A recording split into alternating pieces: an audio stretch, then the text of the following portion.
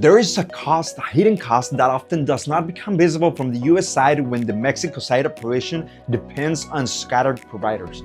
And no, I do not just mean what each one charges. I mean the cost of having to explain the same thing over and over again. The cost of losing context from one city to another. The cost of one person holding one piece, someone else holding another, and nobody actually carrying the full issue matter together. Because the problem is not always having multiple providers on the Mexico side. The problem shows up when the local network does not carry enough continuity between them.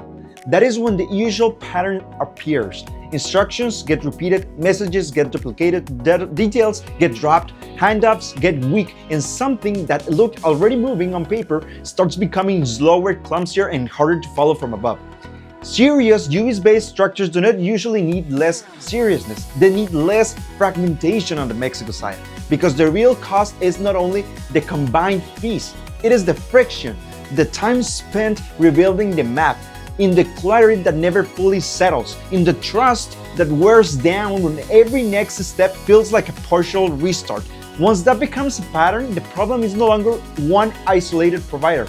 It is the lack of a more usual structure to keep the matter moving with continuity. If this sounds familiar, comment priority.